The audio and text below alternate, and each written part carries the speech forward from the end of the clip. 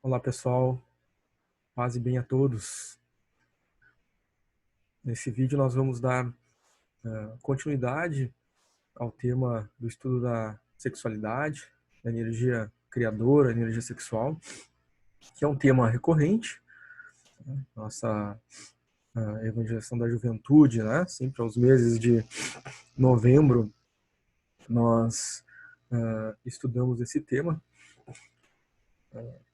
Nos vídeos anteriores nós já estudamos então o tema 1, o adolescente e a sua sexualidade. O tema 2 nós dividimos em 2 vídeos, né? Foram os últimos 2 tratados. A gente dividiu então o tema 2 na primeira parte, a importância da sexualidade feminina e masculina no processo reencarnatório. E o tema 2 na segunda parte, nós tratamos do assunto a problemática da transição entre polaridades. Nesse vídeo agora, né, e último desse tema, desse conteúdo, a gente vai trabalhar então no tema 3, o adolescente, o namoro, o noivado e o casamento, certo?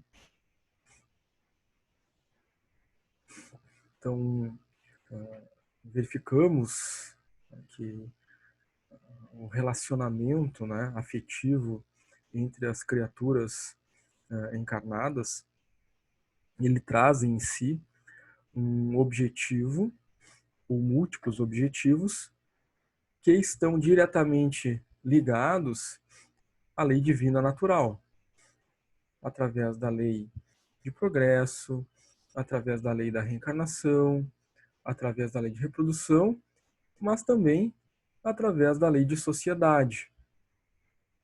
Sabemos que é da união entre os sexos, né, masculino e feminino, no campo físico, é que se tem a porta de entrada do espírito reencarnante.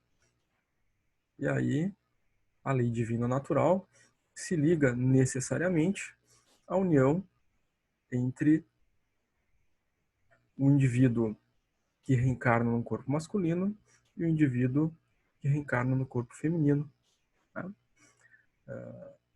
Gerando assim o corpo físico, que é a porta de entrada para o espírito reencarnante, lei de reencarnação. A relação se dá afetiva, né, entre os esposos, né,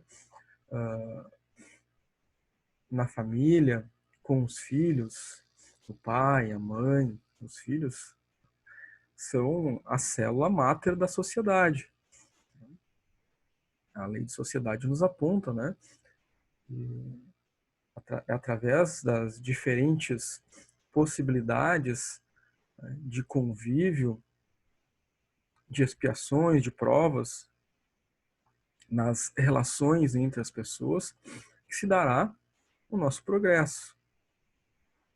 Lei de progresso, que se dá através do convívio, na célula máter, que forma a sociedade, e que, através do processo reencarnatório, né, nos possibilita esse progresso. A lei nos ensina, né, a lei de progresso, que nenhum espírito fica estacionário, que nós realizamos uma marcha progressiva, realizando conquistas no campo moral, através das diversas oportunidades reencarnatórias, que só ocorrem através da união dos dois sexos, né?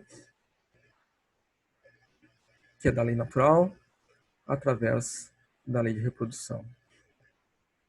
Então, essa temática, né, tem essa abordagem múltipla, um adolescente, um namoro, um noivado, um casamento, traz essa perspectiva, né?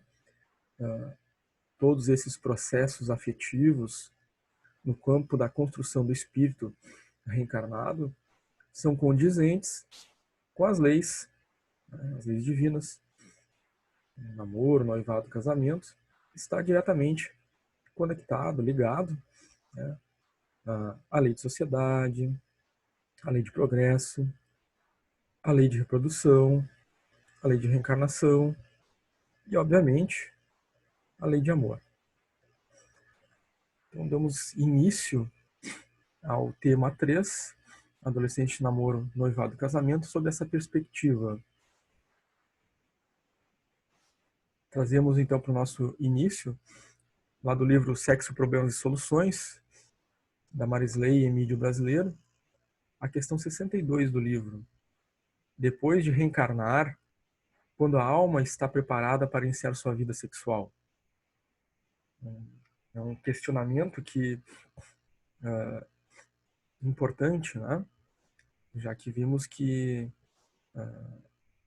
a vida, né, ela se expressa no indivíduo reencarnante sobre diversas potencialidades. Uma delas é a sua potencialidade criadora, a energia criadora, que também, né, se traduz através da vida sexual, ou seja, da energia criadora através da energia sexual reprodutora, que dará oportunidade e ensejo, né, à reprodução da espécie, né, e, portanto, da constituição das famílias, né, célula máter da sociedade. Então, em que momento o espírito reencarnante estaria preparado para iniciar essa atividade, né?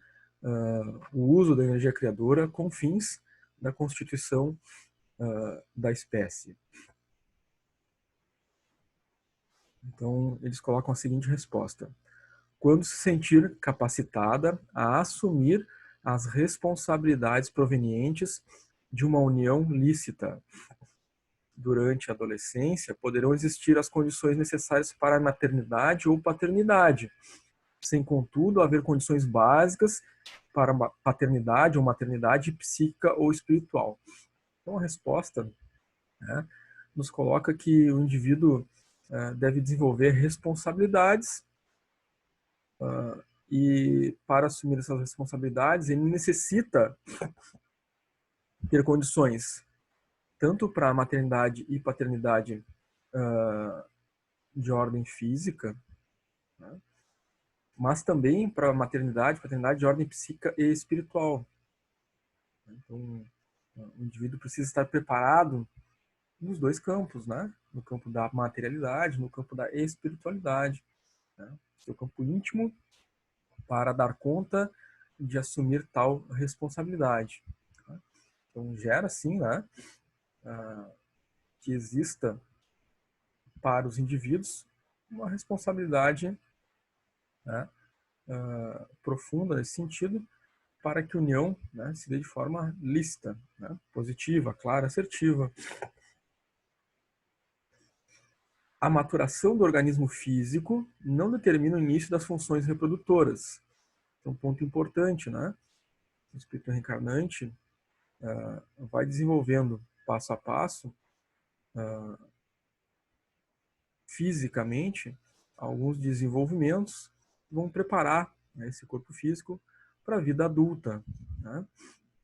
Então, a maturação do organismo físico não determina o início das funções reprodutoras, e sim o amadurecimento psicofísico, porquanto o psiquismo devidamente ajustado com as exigências dessa nova fase será o suporte que equilibrará as questões próprias do relacionamento físico. Então, além da maturação física, né, é necessário, né, a maturação, né, do campo emocional, psicológico,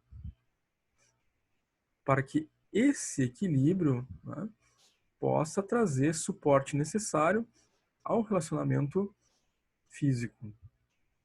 Esse é um dos pontos que devem ser observados pelos pais, pois que é um dos seus exemplos e de suas informações que dependerá em muito o equilíbrio psíquico dos seus filhos. Então, também a força do exemplo, né? Na condução educativa dentro do lar, né? É o equilíbrio mental, né? Físico, emocional, espiritual, né, que os filhos também têm de exemplo dos seus progenitores, que trará, né, para o indivíduo a informação que ele necessita, né, a educação que ele necessita para se conduzir também, através da força do exemplo, no seu equilíbrio físico e psicológico, emocional e espiritual. Então, reforça aqui na segunda parte da resposta, né, lá do livro Sexo, Problemas e Soluções, do Emílio e da Marisley, essa questão do equilíbrio, né, entre a maturidade física e a maturidade psicológica, do psiquismo do indivíduo. Tá? Esses dois precisam estar devidamente amadurecidos, amparados, para que o indivíduo possa assumir de fato as responsabilidades do uso da energia criadora. Na questão 73, eles trazem a seguinte pergunta. Quando o relacionamento sexual é considerado lícito aos princípios da consciência? Então, uma pergunta interessante, porque nós sabemos lá do Livro dos Espíritos que a lei divina ela está inscrita na nossa consciência. Então, tudo em termos de uso de potencialidades, né, capacidades do espírito encarnado ou desencarnado, deve se remeter à lei divina. Então, a questão que se coloca aqui, né, é muito importante, porque nos traz essa ideia, né? O relacionamento sexual é considerado lícito aos princípios da lei divina quando isso, né, ocorre, quando esse relacionamento realmente está aliado à lei divina, né? Porque corresponde aos princípios da consciência, o local, né, por assim dizer, onde se encontra inscrita em nós, na nossa essência, essa lei. E eles colocam a seguinte resposta: quando, através de um exame criterioso das circunstâncias e da observação das leis morais, houver a conclusão de que, em decorrência desse ato, não haverá qualquer sofrimento moral para quem o pratique, nem lesão espiritual para outrem. Então, em que momento ele se torna lícito diante da lei divina? A construção da resposta, né, nos remete às próprias leis, né? Quando, através do exame criterioso, responsável, portanto, meticuloso e que realmente tenha sido pesado, pensado, né, planejado, com vistas à observação das leis morais. Onde estão as leis morais, né?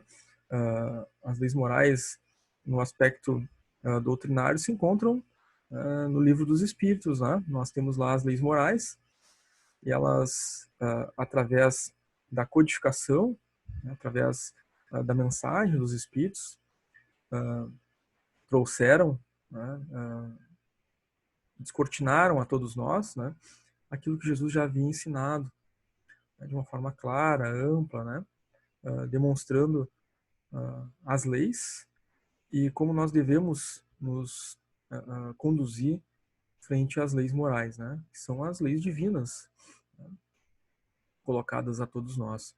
Então, quando da observação de todas as leis morais, o exame criterioso das circunstâncias com os objetivos aos quais, né, o indivíduo se submete àquela ação.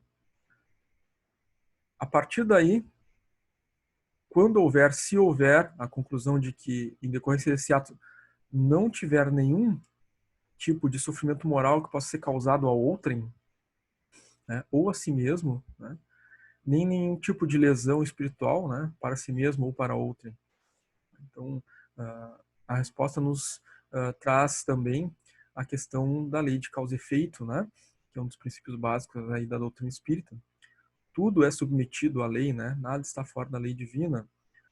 Tudo foi criado por Deus com um objetivo claro e específico ao progresso moral do espírito. Né? Então, o uso da energia criadora, se traduzindo através, né, do relacionamento sexual reprodutivo, né, se liga a todas as leis, como nós falamos inicialmente, né?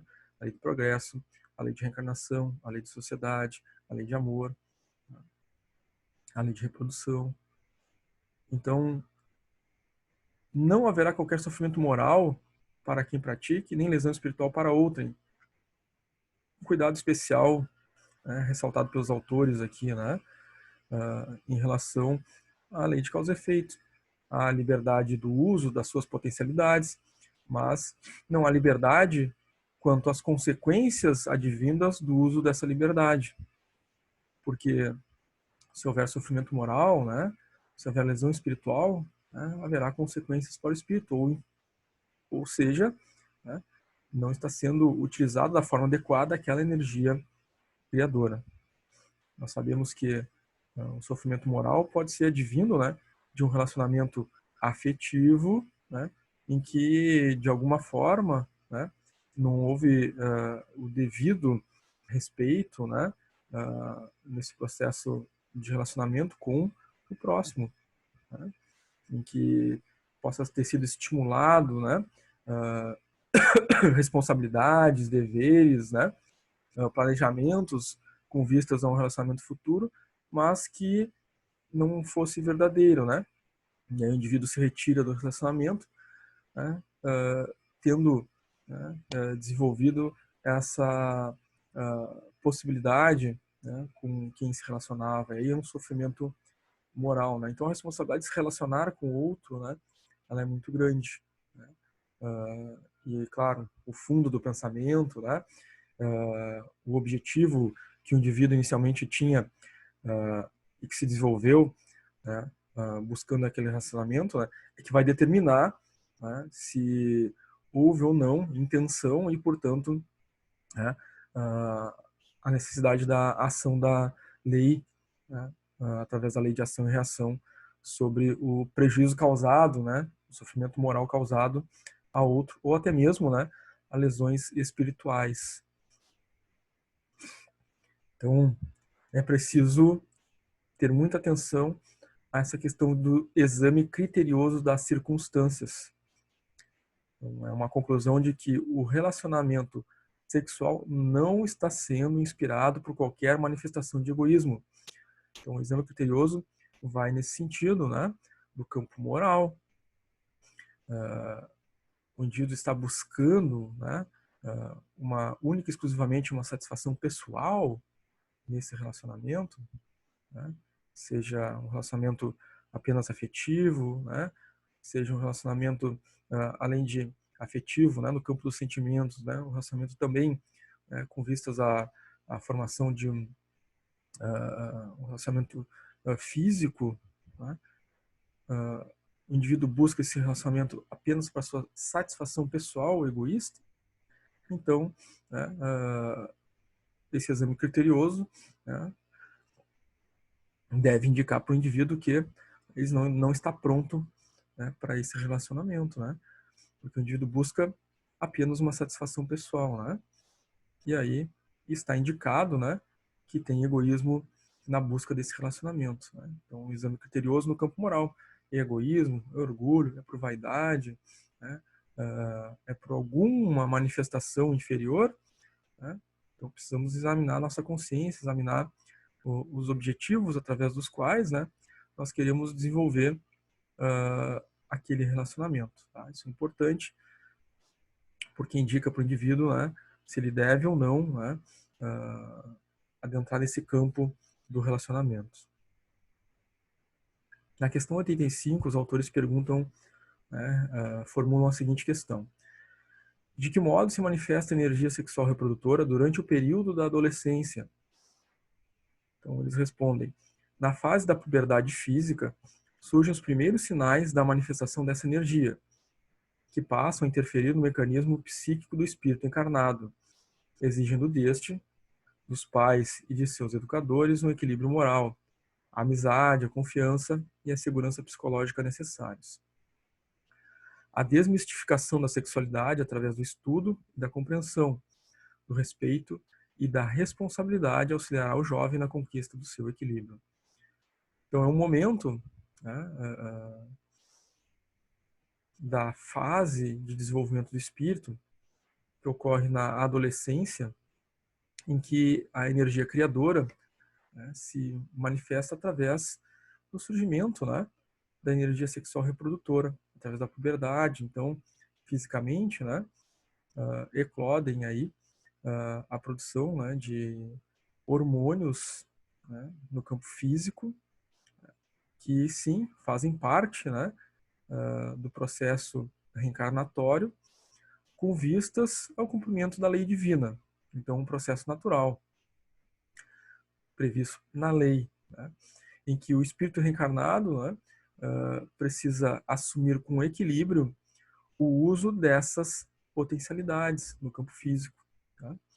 Em que vão existir ali possibilidades do espírito, né, canalizar essa energia criadora no campo físico, né, de uma forma equilibrada, e para tal é necessário, né, se exige que exista um ambiente, né, de exemplo positivo na família, né, através dos pais, os seus educadores, né, de uma forma consciente, equilibrada, né, através dos valores, né, da confiança, a amizade, a segurança, no momento de tratar desse assunto, na hora de orientar o jovem para que ele consiga, né, equilibradamente compreender o seu papel, compreender a sua realidade de espírito reencarnante e compreender a expressão da sexualidade, da energia sexual reprodutora, como uma expressão divina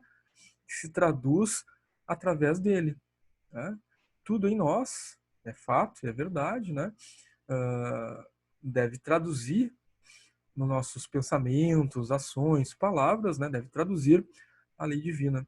E a nossa busca reencarnatória, né, em diversos processos reencarnatórios, né, corre nesse sentido, né, de traduzir de todas as formas, né, na máxima potencialidade, né, de perfeição possível que nos cabe, traduzir a lei divina, inclusive nesse campo, né, do uso da energia criadora, né, que no momento, né, do processo reencarnatório que nos encontramos, né, no mundo de expiações e provas, tem seus desafios, tem as expiações que necessitamos, né, resgates que necessitamos cumprir, né, nesse processo, é claro, né, buscando utilizar a energia sexual reprodutora de uma forma equilibrada.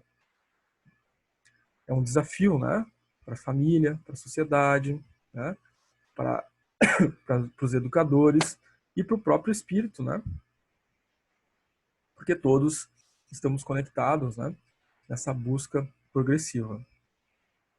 Na última fase aqui, na última parte do parágrafo, eles colocam, né, desmistificação da sexualidade através do estudo e da compreensão, ou seja, né, não deixar para o campo, né, do empirismo, né, entre aspas, né, eu acho que, eu não sei bem, mas eu acho que é nesse sentido, né, desmistificando realmente, né, a sexualidade, demonstrando através do estudo e da compreensão, né, de que ela é sim, né, parte da lei divina, ela é sim, né, divina, ela a sexualidade, né, ela traduz a energia criadora, né, e portanto está ligada a todo o processo, né, divino, todas as leis, né, não existe nada fora da lei divina. Então é preciso ter essa compreensão, essa dimensão, para que nós possamos tratar, né, com responsabilidade, com respeito, né, o uso dessa energia.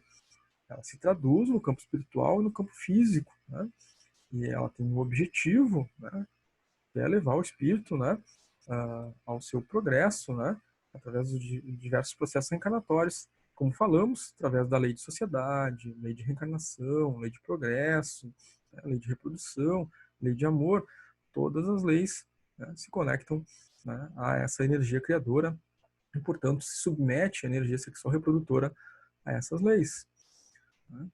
Então, há que pensar, né, sobre aspectos da lei de causa e efeito, né? O uso da sexualidade no aspecto da lei de causa e efeito, no aspecto do livre-arbítrio, né, no aspecto, né, de todo o campo, né, de manifestação do espírito que trará para ele, né, provas, né, expiações no campo, né, da reencarnação no mundo desse nível, né, em que nos encontramos, né.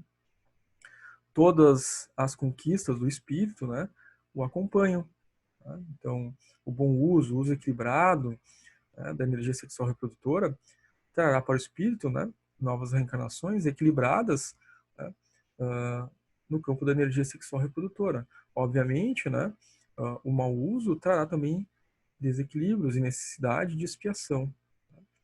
Algumas questões a respeito desse desequilíbrio, né, no uso da energia sexual reprodutora, nós vimos, né, nos vídeos anteriores, né? Então é interessante e importante também assisti-los. Na questão 86, eles trazem o seguinte questionamento: a energia sexual reprodutora também se manifesta no perispírito? É um ponto interessante, né? Nós sabemos que o perispírito, né, ele se liga ao corpo, né, no processo reencarnatório, célula a célula, né, ponto a ponto. Então, o perispírito é o meio através do qual o espírito manifesta no campo físico, né, os seus pensamentos, as suas ações, enfim. O perispírito é esse meio de relação, né, entre o espírito e o mundo físico. E, obviamente, né, a vivência no campo do mundo físico trará, né, também, né, consequências para o perispírito. Então é interessante a pergunta. A energia sexual reprodutora também se manifesta no perispírito? Eles respondem, então, sim, mas é na adolescência que ela toma maior impulso, determinando, quando bem educada, a origem de futuras realizações espirituais. Então, a energia sexual reprodutora, como reflexo da energia criadora, né, ela tem essa capacidade, né, quando bem educada, equilibrada, né, utilizada com responsabilidade, com consciência, ligada à lei divina, né, ela traduz para o espírito, né, a possibilidade de futuras realizações espirituais positivas, né? Então, o importante aqui, né, nós entendermos que sim, a energia sexual reprodutora se manifesta no perispírito e que ela pode trazer, né, possibilidades, né, para o espírito. Possibilidades no bom uso dessa energia criadora, né, fazer avançar, né, o progresso não só individual, mas da família, o progresso coletivo, o progresso da sociedade humana reencarnada, né, porque o uso equilibrado nos leva ao progresso. É fato que também o desequilíbrio, né, pode trazer futuras manifestações, né, no campo físico ou espiritual de problemas para o espírito, para a família, para a sociedade, né, para o conjunto dos espíritos que estão reencarnados, né. Claro, também no plano espiritual, né, porque o espírito se deparará, né, no plano espiritual, né, com situações que estejam relacionadas com o mau uso. Mas no perispírito, vamos olhar a imagem, né, aqui utilizada, no perispírito nós localizamos os centros de força, né, que representam, né, a possibilidade de comunicação energética do perispírito com o meio, né, físico-espiritual, né? Então o espírito recebe, né, e emana energias, né, através dos seus centros de força. Nós vamos ver que no perispírito se localiza o centro genésico, né, onde se mais evidentemente se localizam, né, as energias reprodutoras, né, então, onde o espírito emana, recebe, né, do plano espiritual, né, do campo das suas ações, né, os aspectos positivos e negativos da ação dessa energia, né, que está ligada, como nós sabemos, né, célula a célula ao corpo físico, e que também há essa interação, né? Então, um mau uso físico gera desequilíbrio no campo genésico, né, que está conectado a todos os demais centros de força, né, de energia do espírito, causando, né, para o perispírito os abalos, né, por assim dizer, provenientes de um mau uso, né? É claro que o bom uso da energia criadora, né, com todos aqueles objetivos, conectado à lei divina, né, o uso consciente, de forma lista, equilibrada, trará equilíbrio para o espírito, né, e portanto, né, futuras reencarnações, né, sem complicações nesse campo, né, da energia sexual reprodutora. Havendo esse desequilíbrio, né, obviamente no processo reencarnatório, como o perispírito se liga célula a célula, né, ele trará as complicações necessárias à expiação desse espírito, né, das mais variadas. E, de novo, né, como vimos em vídeos anteriores, né, no campo, né, do espírito, então, oportunizando, né, esse espírito em diversas situações, oportunidade de expiar, né, inclusive com aquelas questões que vimos, né, a respeito da necessidade do espírito reencarnar, né, traduzindo no corpo físico, algumas situações, né, de desequilíbrio físico mesmo, né? O espírito se vê limitado em ações, né, no campo do uso da sua energia criadora, no campo da sua energia sexual reprodutora, porque há esse desequilíbrio e há a necessidade de expiação, a necessidade do espírito, então, se reaver com a lei divina, se reequilibrar, né, aceitar o processo expiatório, né, em que se encontra se resignando, né, e superando os débitos do passado. Na questão 87, eles trazem o seguinte questionamento: as primeiras manifestações da energia sexual reprodutora diferem de um espírito para outro? Claramente que sim, né? Mas a resposta que eles colocam é: não há na natureza duas formas perfeitamente idênticas de manifestação dessa energia, porque além do nível evolutivo do espírito, e cada um se encontra, né, num determinado nível diferente do espírito recém-encarnado, há fatores ligados às condições da reencarnação, como suas cargas eróticas, experiências do passado, que interferem na manifestação dessa energia, particularizando cada experiência sexual. Então, as manifestações da energia sexual reprodutora no campo físico, né, realmente são diferentes para cada indivíduo, né?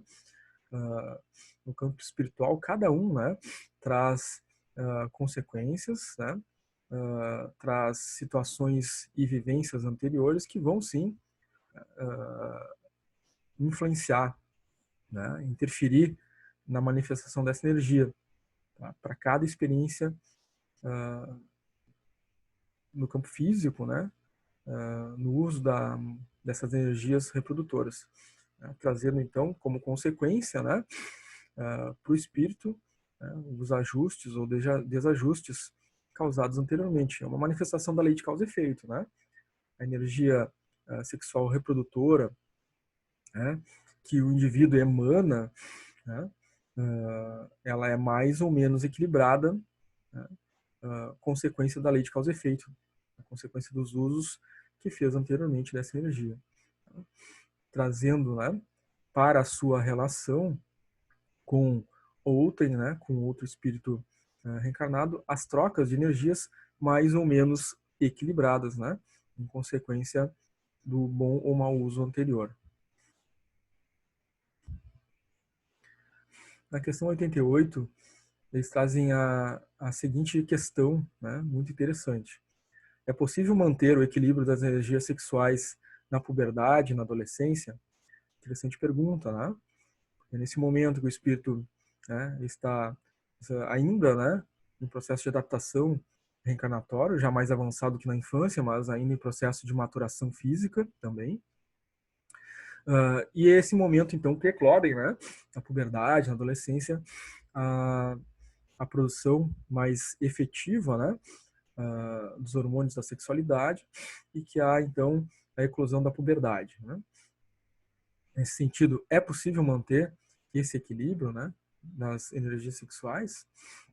Então, eles trazem a seguinte resposta: sim, se o espírito for bem educado e tiver vontade e disposição para equilibrar-se. Então, há dois, né, elementos a serem considerados, né? Um deles é claro, né, a vontade do espírito, né, a disposição para se equilibrar, né, para fazer o bom uso, né, equilibrado, a compreensão da dimensão real dessa energia criadora, dessa energia sexual. E outra, é claro, né, a condução educativa adequada, ao espírito, né, que se encontra nessa fase da puberdade e da adolescência. Uma educação que possa indicar, né, para esse indivíduo, né, usos inadequados da sua energia sexual, né, trará, né, desequilíbrio para esse indivíduo, para esse processo reencarnatório, com consequências, né, futuras, a reencarnações futuras, né, e muitas vezes com consequências já na atual reencarnação, né. Nós sabemos, né, que há um mau uso da energia sexual, um mau uso da energia criadora, né, muitas vezes já traz na atual reencarnação por espírito, né, diversas consequências, sejam elas físicas ou espirituais já. Né? Então esses dois pontos são de extrema importância, né? A orientação adequada, né, através da educação e a vontade e disposição do espírito. É claro que, né, um espírito que já esteja mais avançado na compreensão e no bom uso, né, da sua energia criadora, né, mesmo num ambiente, né, desfavorável, social, né, educativo, enfim, fará, né, o uso adequado, né, e equilibrado da sua energia criadora. Para, né, a grande maioria de nós, espíritos inferiores, num processo reencarnatório, né, é fundamental uma boa educação, né, e a boa condução, a boa orientação. Ao contrário, né, como todos nós no mundo de expiações e provas, né, ou a grande maioria de nós no mundo de expiações e provas, né, a má orientação tende, né, a nos levar ao mau uso e às consequências desse mau uso, né. Então nós vemos, né, no contexto social das sociedades, né, seja no passado, seja atualmente, né, momentos em que essa orientação, né, da sociedade, a orientação no meio educativo, né, ela trouxe desequilíbrios, né, para o espírito e consequências, né, para as humanidades reencarnadas, né, e trazendo por via de regra, né, as expiações e os efeitos, né, desse mau uso. Então, é importante que os dois elementos estejam unidos aí. Quando o espírito encarnado deve considerar apto para vivenciar o primeiro relacionamento sexual, né? Então, no processo reencarnatório existirá um momento, né, de maturação psicofísica, né, adequado. Isso nós vimos já em questão anterior, né? Mas é preciso estar atento, né? Quando ele estiver amadurecido fisicamente, é um primeiro ponto, né? Então, fisicamente ele precisa estar preparado, o corpo, né, físico precisa estar preparado. E for capaz de assumir através do casamento, aí um ponto importante, né, relacionamento afetivo, né, com vistas, né, à construção, né, de uma família, a construção, né, do uso das energias criadoras, né, direcionado à lei, né, divina ou natural. Lei de sociedade, lei de reprodução, lei de progresso, lei de amor. E aí sim, né, amadurecimento físico com vistas a assumir um relacionamento, um casamento, constituição familiar, célula máter da sociedade, através do qual a união, né, entre o elemento masculino e feminino darão geração a um novo corpo físico, né, porta de entrada para o espírito reencarnante, de acordo com a lei divina. Então, aí, né, um amadurecimento físico, há um amadurecimento psicológico e há um amadurecimento emocional, né, afetivo entre os indivíduos que se encontram, né, com capacidade de assumir esse relacionamento, com responsabilidade e equilíbrio. E assumir, claro, né, todas as consequências desse ato. Né? Então, os indivíduos que se relacionam, né, fisicamente, né, têm que ter essas capacidades. Né? Se não existem ainda essas capacidades, ainda não é o momento. Né? Então, quando o espírito é encarnado, deve se considerar apto para vivenciar o primeiro relacionamento sexual. O primeiro, né, todos os relacionamentos, né, quando estiver amadurecido fisicamente e for capaz de assumir através do casamento, com responsabilidade e equilíbrio, todas as consequências relacionadas a esse ato. Né? Então, o indivíduo terá responsabilidades, né, com, né, aquele espírito, né, em que ele se relaciona, né, responsabilidades afetivas, né, entre outras, terá responsabilidade, né, com o filho que será gerado através desse relacionamento, né, terá responsabilidades, né, com a sociedade, enfim, o indivíduo precisa, né, sentir responsável, né, se responsabilizar tanto física quanto psicológica e espiritualmente, né, com o uso da energia criadora, energia sexual reprodutora. Na questão 97, eles trazem o seguinte questionamento: o que o adolescente deve fazer quando tem que seguir as orientações sexuais de uma formação moral cristã e, ao mesmo tempo, tem que suportar as manifestações somáticas das energias sexuais? Então, nós sabemos, né, que a energia criadora, a energia sexual reprodutora, ela está, né, dentro da lei divina, não está fora da lei divina.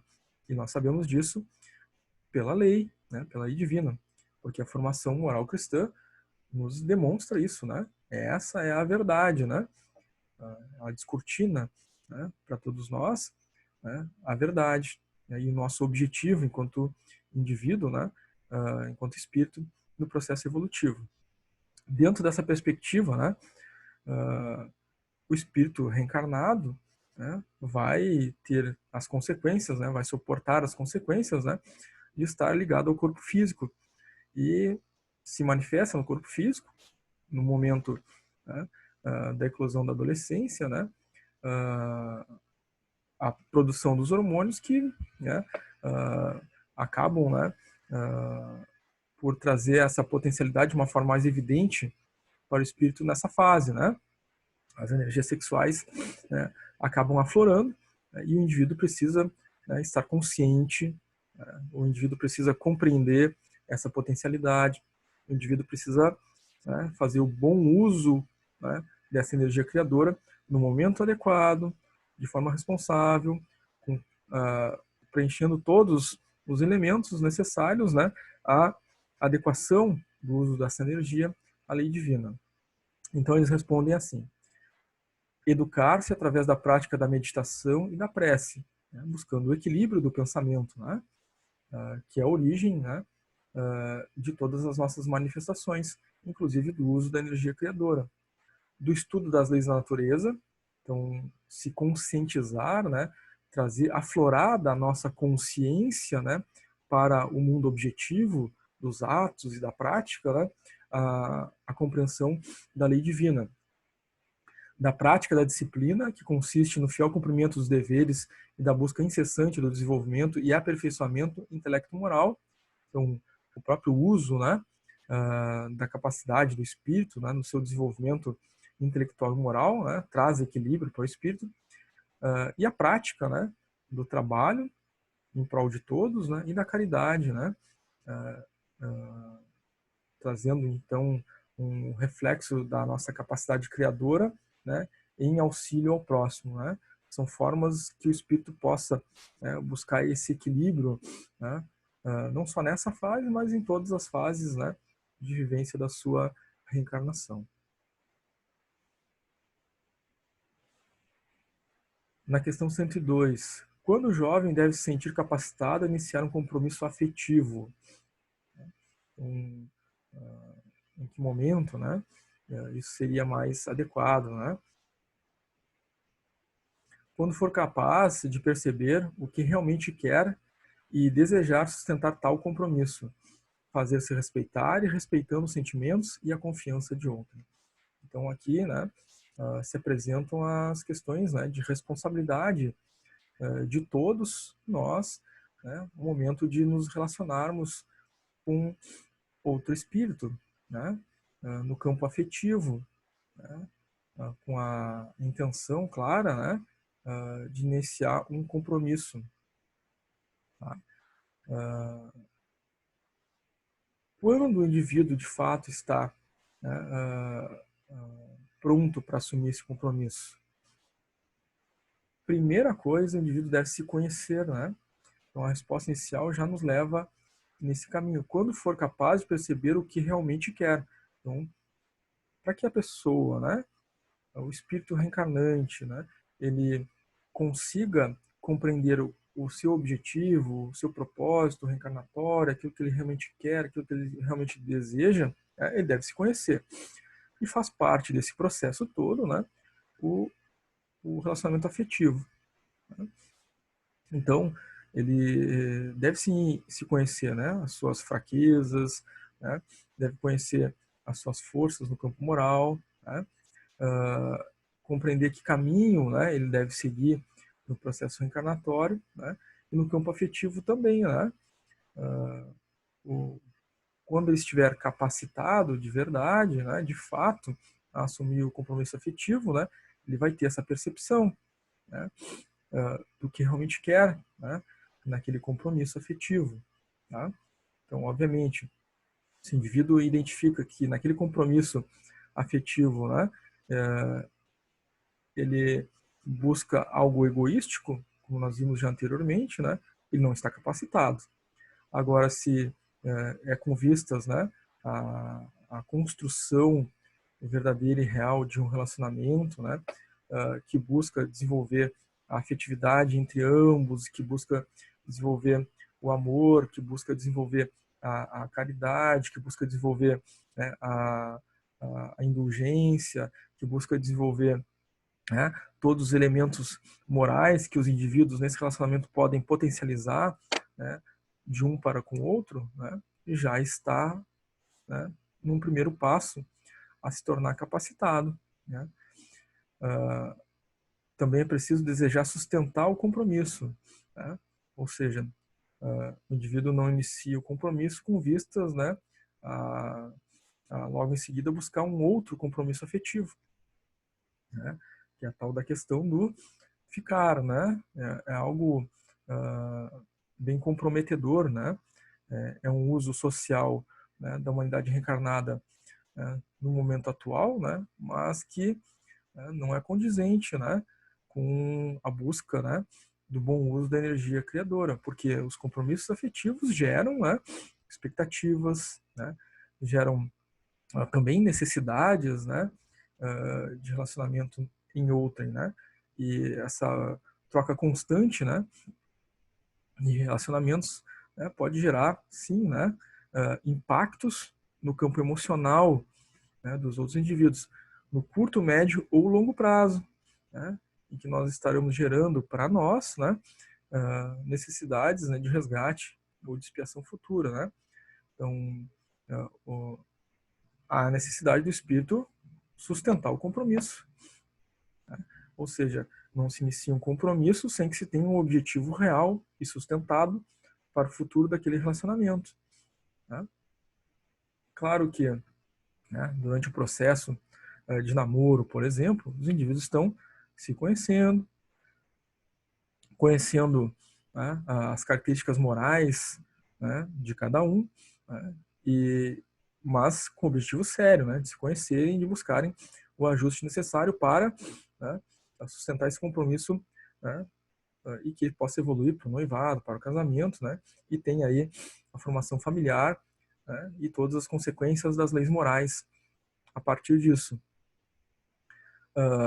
Mas se nesse processo, né, não há a adequação moral dos espíritos, né, o compromisso afetivo aí se desconecta, né, nesse sentido. Mas o objetivo é sustentado, né, com vistas a um futuro, a uma construção real e verdadeira, né, fazendo-se respeitar e respeitando os sentimentos e a confiança de outrem. Né. Então, o respeito mútuo, né, aos sentimentos entre os indivíduos que buscam o relacionamento, o compromisso afetivo. Né. Compromisso, né, traduz respeito, né, aquilo que se busca, né, desenvolver em termos de afetividade, em termos de sentimentos. Né. Então, há um outro indivíduo ali, presente nesse relacionamento, né, que também, né, emana sentimentos, né, e que é afetado, né, por essa relação. Né? Então é preciso ter respeito aos sentimentos de outrem. Né? E também, né, esse relacionamento, né, com vistas ao futuro, né, exige de ambos, né, de ambas as partes, né, que esse projeto, né, de vida em conjunto ele exista de alguma forma, né, porque os passos, né, para que esse relacionamento afetivo, né, esse compromisso afetivo, né, seja sustentável, né, frente à lei divina, é com vistas ao cumprimento da lei, né, que venha se formar um casal, desse casal uma família, né, e o processo reencarnatório, lei de progresso, lei de reencarnação ocorram, né. Agora, se não existe objetivo, né, no compromisso afetivo, né, é apenas egoístico, de satisfação talvez de parte a parte, né, é então indicativo de que ambos, né, ou um deles não está capacitado a assumir esse compromisso, certo? Na questão 103, eles trazem a seguinte proposta. Existe uma idade física apropriada para se iniciar a fase do namoro? Então, a resposta está dividida em 3 fases. Na primeira fase, nós encontramos o seguinte trecho. Essa fase, denominada namoro, propicia um outro nível de experiência psicoafetiva, que está então que até então estava circunscrito no âmbito das relações familiares e ligações de amizade.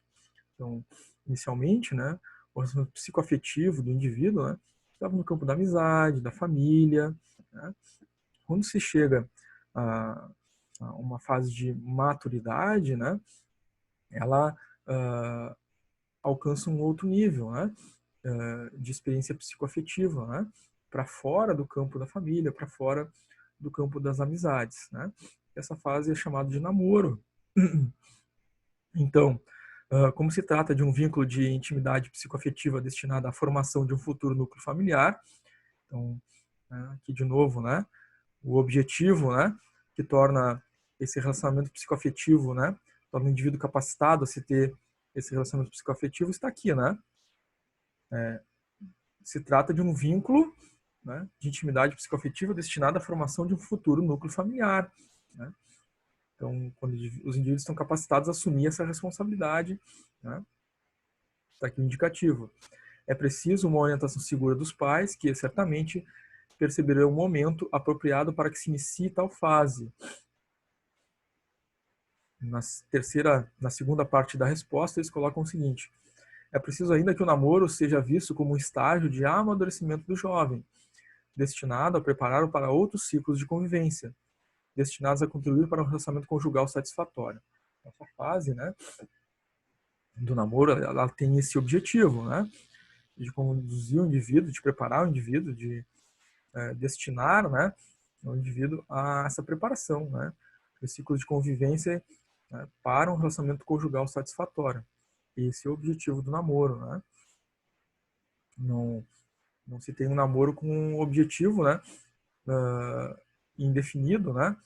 Ou não se deve ter um namoro, né, sem vistas a seguir, né, para um relacionamento conjugal satisfatório, né? Então não teria esse nome de namoro, né? Se não existe esse objetivo, né, não existe de fato um namoro, né? No entendimento, né, de que os indivíduos estão se unindo adequadamente frente à lei divina, né? Se há uma união sem objetivo, né, no namoro, né, com vistas a esse relacionamento conjugal satisfatório futuro, né, é uma união egoísta, né, em que os indivíduos buscam apenas uma satisfação momentânea, passageira, né, um passatempo, né, um entretenimento entre as partes, né. Então, totalmente desconectado, né, da lei divina, né, sem a compreensão real, né, do uso dessa energia criadora, né, sem essa consciência, né, de responsabilidade, né. Na terceira parte, então, da resposta, eles colocam o seguinte: a idade física naturalmente corresponderá às exigências biológicas da paternidade e da maternidade, e a idade mental, a dos fatores psicológicos provenientes de uma sólida formação intelecto-moral.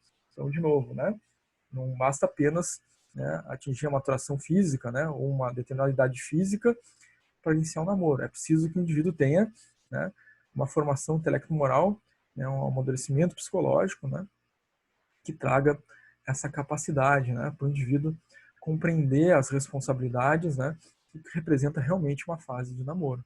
Né. O namoro não é entretenimento, passatempo, né, uma diversão, né, algo para preencher as horas. Né. É algo sério porque é um relacionamento afetivo, né, é um relacionamento que o indivíduo, né, coloca sentimentos, né, de parte a parte, e que existe ali, né, a transmutação de energias, né, mesmo que não no campo físico, mas já no campo afetivo, né, da própria energia criadora, né, dos sentimentos, enfim. Então existe ali uma série de compromissos, né, e de responsabilidades, né. Então quando o indivíduo não está consciente, né, das consequências do relacionamento, do uso da energia criadora, né, acaba, né, na fase do namoro fazendo mau uso, né, dessa energia. Na questão 104 e 104A, eles trazem alguns questionamentos também muito importantes. O que deverá predominar numa decisão de caráter afetivo? A análise criteriosa da consciência ou a força do sentimento correspondido? Uma questão importante, né? O relacionamento afetivo, né? Ele pode ser conduzido, né, pelo indivíduo de forma criteriosa, analisando, né, sua consciência e analisando, né, se há capacidade de assumir, né, de fato, né, consciente de tudo aquilo que representa aquele relacionamento afetivo, né, ou ele deve, né, seguir a força do sentimento, né, que seja correspondido, né. Então eles trazem a seguinte questão: inicialmente, a razão deverá analisar a intensidade do sentimento e a realidade circunstancial, a fim de que haja uma perfeita harmonia entre a vontade individual e a ordem das leis morais. Então o indivíduo deve, sim, né, submeter, né, a vontade individual às leis morais também, né, é um conjunto, são as duas coisas, né, que devem ser avaliadas pelo indivíduo, né. Deve analisar, avaliar, né, a sua vontade individual, a sua consciência, né, não é fruto de egoísmo, né, é com vistas a uma construção de relacionamento verdadeiro, sério, com vistas, né, uma constituição familiar que corresponde, né, à lei divina, a análise criteriosa da consciência, né, onde está escrita a lei divina, seguindo, né, a ordem das leis morais. Na 104A, eles questionam: no relacionamento afetivo, ainda que haja a aprovação do sentimento, deve haver igualmente o consentimento da razão? É nisto que consiste a vontade de Deus, né? Então, que exista em qualquer relacionamento afetivo, né, com vistas, obviamente, né, à construção positiva e à marcha progressiva de ambos, né, deve haver a aprovação do sentimento, mas junto ao sentimento também o consentimento da razão. Na questão 105, é possível estabelecer alguma regra quanto ao fato de o jovem namorar muito ou pouco? Também tem essa questão, né, que se coloca, né, já que, né, a necessidade, né, de namorar, né, está ligada, né, ao cumprimento, consentimento da razão, ao consentimento do sentimento, e que essa fase, né, afetiva do namorar, né, ela deve ter um objetivo com vista ao estabelecimento de um relacionamento futuro, formação da família, enfim, né, sabemos que, né, essa fase do namoro, né, os indivíduos estão se conhecendo com esse objetivo, né, de estabelecer um núcleo familiar futuro, mas pode acontecer que nesse processo do namoro, né, ao se conhecer os valores morais, os indivíduos não consigam, né, completar essa fase, né, em função desse desacordo moral, né? Então pode sim, né, acontecer do indivíduo, né, dos indivíduos, né, compreenderem esse momento, entenderem, né, que não há essa possibilidade por desacordo moral de continuarem esse projeto, né, com esse objetivo futuro. E aí, né, se desfaz o relacionamento, o namoro, né, e o indivíduo então fica pronto, né, por assim dizer, né, a maiores compreensões de si mesmo, né, do que sejam os aspectos morais que lhe cabem, né, e aquilo que ele busca de vivência moral, né, num relacionamento, né. Então também é uma fase de autoconhecimento, né, de conhecimento do outro, né, com vistas a esse relacionamento futuro, né. Mas, né, o indivíduo pode se tornar mais preparado, né, para um futuro relacionamento com esse objetivo, né. Então, eles colocam assim, o objetivo dessa fase é o conhecimento recíproco do casal, que viabilizará ou não, dependendo dos elementos que eles tiverem um do outro, o enlace matrimonial. Então, o objetivo é esse enlace matrimonial, né, no momento do namoro. Mas, né, esse conhecimento recíproco, né, pode viabilizar ou não viabilizar, né, esse objetivo que deve ser real, deve ser traçado, planejado por ambos, né? Quanto à quantidade de namorados ou namoradas, né, dependerá dos critérios que ele ou ela estabelecer, os critérios morais, né, os critérios afetivos, né, que ambos devem buscar num relacionamento para que possam levar adiante, né, esse projeto. Contanto que objetive a constituição familiar, pois o namoro em si mesmo não deve ser inconsequente ou de natureza utilitarista, né? Justamente por todas, né, as consequências aí no campo da lei de causa e efeito, né? No uso da energia criadora, da afetividade, né, que pode levar a lesões, né, no campo afetivo, no campo moral, até mesmo perispiritual, né, de ambos, tá? Então, sempre com seriedade, né, com responsabilidade, com respeito, né? Na questão 106, eles colocam também um importante questionamento aqui. Qual deve ser a duração do namoro? Né? Até que o casal se conheça, considerando-se ainda os sentimentos e afinidade que um possa ter pelo outro. Então, isso também é importante, né? Como dar o próximo passo, né? Em que momento dar o próximo passo, né? Porque o namoro, né? Tem um período, né? Em que os indivíduos estão se conhecendo, né? Estão afinizando as suas realidades morais, né? E visto que esses indivíduos, né, tenham essa afinidade moral, afinidade de sentimentos, né? Quanto tempo, né? Deve ser esse namoro para que os indivíduos possam dar um próximo passo, noivado, por exemplo, e depois posteriormente o casamento, né? Então a pergunta é essa, né? Qual deve ser a duração do namoro até que o casal se conheça, né, considerando-se ainda os sentimentos e afinidade que um possa ter pelo outro? Então a resposta é a seguinte: durante esse primeiro estágio de convivência, o casal terá um conhecimento mútuo relativo, porquanto cada um se interessa em promover suas qualidades e atributos espirituais, objetivando conquistar cada vez mais a simpatia e a afeição do seu pretendido. Então, nesse primeiro momento, em geral, né, do namoro, os indivíduos estão, né, em busca, né, de construir um relacionamento positivo, né, e objetivam, né, a conquista, né, do seu parceiro, demonstrando as suas, né, potencialidades, aquilo que traz de bom, né, as suas conquistas morais, né. Além disso, é preciso considerar que o processo de amadurecimento para alguns é mais lento e doloroso do que para outros. Então também, né, tem esse aspecto. Cada indivíduo, né, mesmo que dentro do relacionamento, né, trazem, né, capacidades, né, mais ou menos, né, de caminhar, né, mais rápido ou menos rapidamente, né, no seu amadurecimento, seja físico, seja espiritual, psicológico.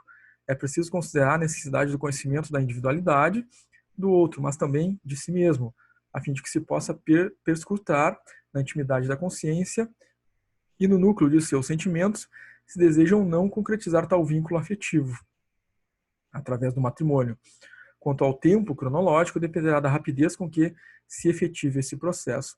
Então, passada a primeira fase ali, né, do namoro, em que os indivíduos estão buscando, né, trazer, né, à tona aquilo que tem de melhor, né, para o processo afetiva, a construção desse processo afetivo na fase do namoro, né, para poder dar o próximo passo com vistas ao noivado e casamento, né, é preciso considerar o amadurecimento físico, psicológico e espiritual de cada um, né, considerando que cada um tem um momento, né, e que esse processo é mais ou menos longo, então é preciso que ambos estejam, né, em fase de amadurecimento físico, psicológico e espiritual suficiente para dar o próximo passo no processo do vínculo afetivo, aprofundamento desse vínculo afetivo, né?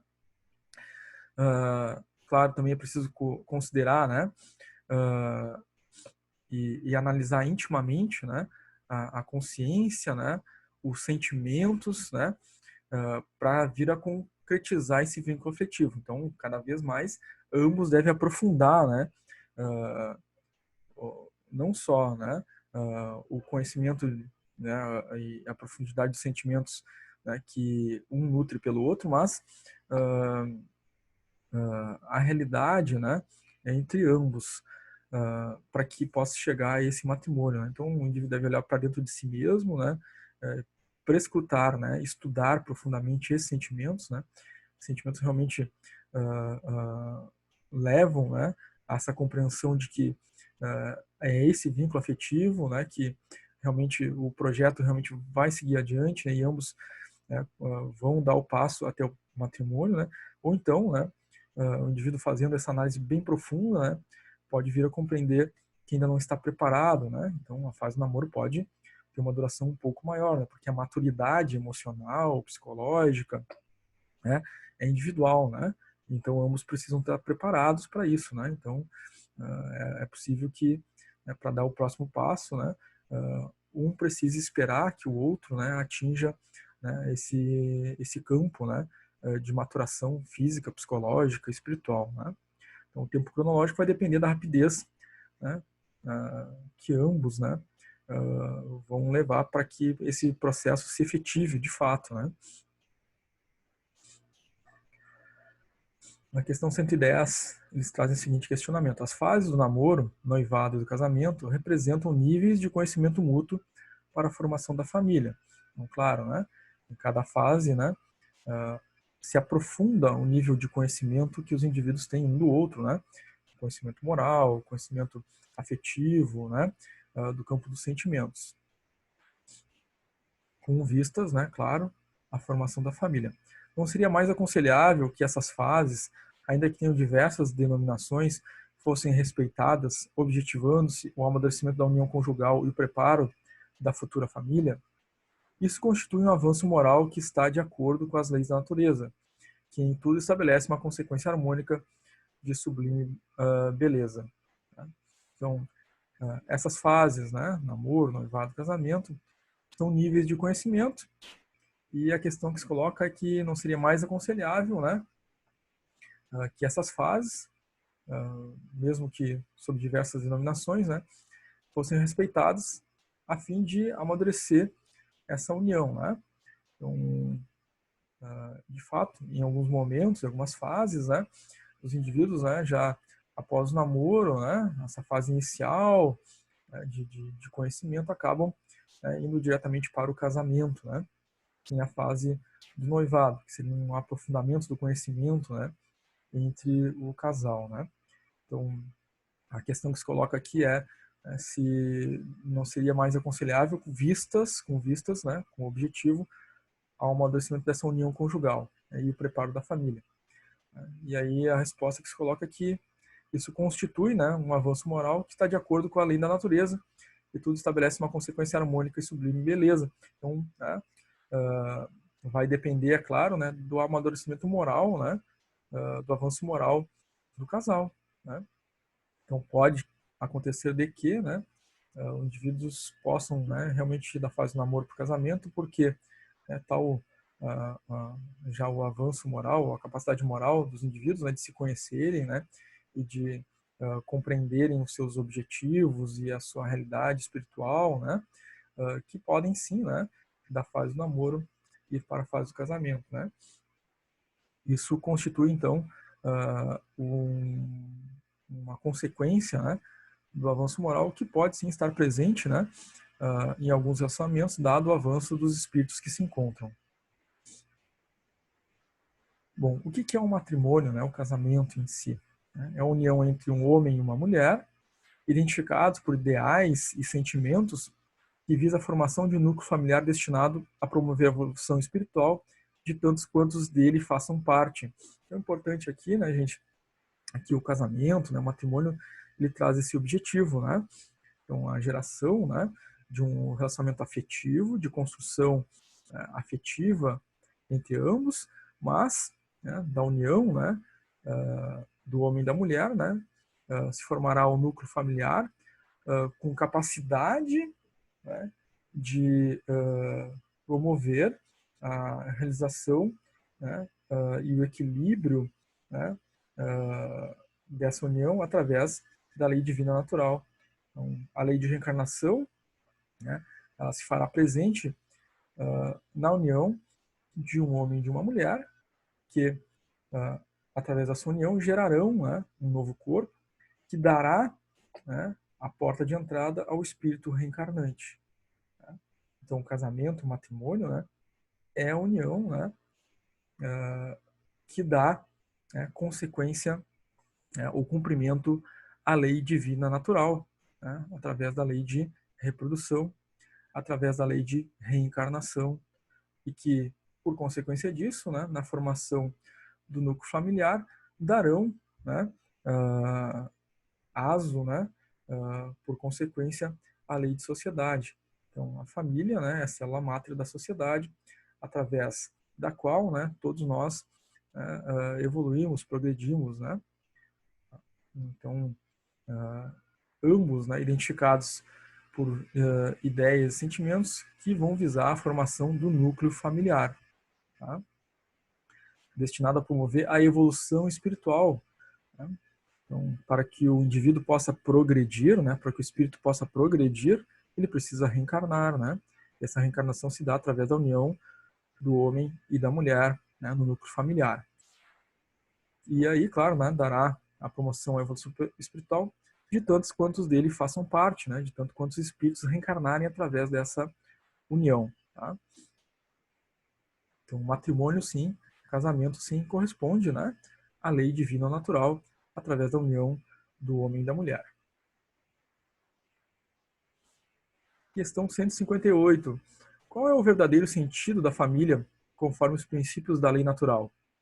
A família é uma das manifestações da lei natural, que ocorre através da lei de sociedade e que se destina para a humanidade, ao aprendizado do amor ao próximo, do aperfeiçoamento da vida moral, e para os animais, ao desenvolvimento do instinto primitivo. Então, sim, né? A formação da família, ela está diretamente ligada aos princípios da lei natural divina. Né? Então, lá no Livro dos Espíritos nós temos, né, a lei natural divina. Nós encontramos todas essas leis, né, que nós temos comentado aí ao longo do vídeo. Tá? Então, ela, né, a família, é a manifestação dessa lei natural, né? A formação dessa família, né, com o homem e a mulher, que do convívio, do processo afetivo, né, darão como consequência, né, a formação de um novo corpo, em que a reencarnação, então, de um espírito que evoluirá no seio dessa família, né, tanto física, espiritual ou moralmente, né, que através da lei de sociedade, né, destina a humanidade ao aprendizado, ao amor ao próximo, ao aperfeiçoamento da vida moral, né? Para os animais, né, é o desenvolvimento desse instinto, né, que é primitivo, né, a formação da família, né, já lá nos animais, né, é o desenvolvimento instintivo, né, dessa lei natural, né? Então, já está presente lá nos animais, né, essa necessidade da união, né, do elemento masculino, do elemento feminino, por assim dizer, né, para dar formação à família, né, de forma instintiva. Já está ali o princípio inteligente, né, realizando esses aprendizados. Depois, né, vão se traduzir quando o espírito atinge a individualidade, né, no campo afetivo também. Questão 159. O que poderia acontecer com a abolição do casamento e o relaxamento dos laços de família? O ser humano regrediria à infância, rebaixando-se à condição animal. Claro, né? Na condição animal tem apenas a presença do instinto, ou seja, né, apenas o campo das sensações, né? Não há afetividade, então o indivíduo estaria se rebaixando à condição animal, instintivo, somente sensações, seria, né, no ser humano seria o egoísmo, né? Nesse sentido. Questão 163. Como distinguir uma união de natureza espiritual de uma de natureza material? As uniões matrimoniais de natureza espiritual caracterizam-se pela presença da responsabilidade, do respeito, do carinho e da tolerância entre os cônjuges. São as uniões caracterizadas pela presença do amor recíproco, o que não ocorre nas uniões em que existam apenas atração física e ou outros interesses materiais, né? Então, sim, né? As uniões de natureza material, né? Elas são uniões, muitas vezes, do campo das sensações, né? Então, o indivíduo busca e tem desse relacionamento, né? Satisfações físicas, né? Ou de outros interesses de ordem que seja material, né? E as de natureza espiritual, né? Elas têm como característica, né? A presença da responsabilidade entre ambos, né? De respeito, né? O carinho, a afetividade, de fato, né? A tolerância entre as diferenças, né? Dentro dessa união matrimonial, né?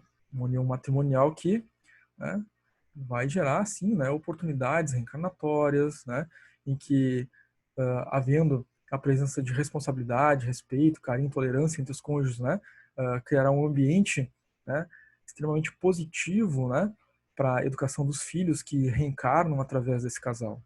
Né? Questão 171. Como entender as diferentes funções entre o homem e a mulher no contexto familiar? Né? Então, é da lei divina, né? A formação de corpos masculinos e femininos e a necessidade dos espíritos, né? Reencarnarem tanto em corpos masculinos quanto em corpos femininos. Porque eles trazem oportunidades, experiências reencarnatórias, né? Distintas com vistas ao progresso do espírito. Tudo dentro da lei divina natural. Né? Então, como nós podemos entender, né, essas funções, né, dentro do contexto familiar, né? Função do homem, função da mulher. Então eles respondem: é preciso que as funções do homem e da mulher no lar sejam compreendidas, porquanto as características masculinas e femininas são bem distintas a nível de uma formação psíquica. Então, não só existem diferenças fisiológicas, biológicas, né? Mas também existem distinções, né, na formação psíquica, né, do indivíduo masculino e feminino. E os psiquismos masculino e feminino existentes em cada ser humano são desenvolvidos e aprimorados através das sucessivas reencarnações do espírito em corpos masculinos e femininos e ainda através de trabalhos que exijam mais as características de um do que a de outro psiquismo. Então, sim, né?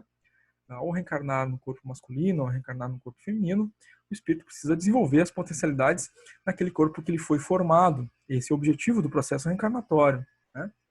E sim, haverão compromissos, né? Funções, responsabilidades, desenvolvimentos que cada um deverá fazer, né? Naquele campo, né? Masculino ou feminino do seu processo reencarnatório. Né? Isso é da lei natural, isso é da lei divina, né? E é preciso que os indivíduos compreendam, né, essas diferentes funções, né? Não confundir com responsabilidades, né? Dentro do lar todos têm responsabilidades, né? Mas as funções são distintas.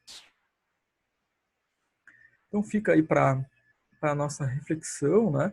Todo esse estudo a respeito, né, desse nosso terceiro tema do estudo da sexualidade, que foi o adolescente, o namoro e o noivado. Recomendo também assistir, né, os primeiros vídeos, né? O vídeo do tema 1, o vídeo do tema 2, que foi dividido em duas partes, né? E encerrando, né, esse nosso estudo com esse tema de hoje. Ficando para a nossa reflexão final, né, a participação de vocês, através dessa questão que se coloca aí para a juventude. na sua visão, como deve ser um relacionamento afetivo saudável na fase da adolescência? Quais as responsabilidades na fase do namoro, por exemplo?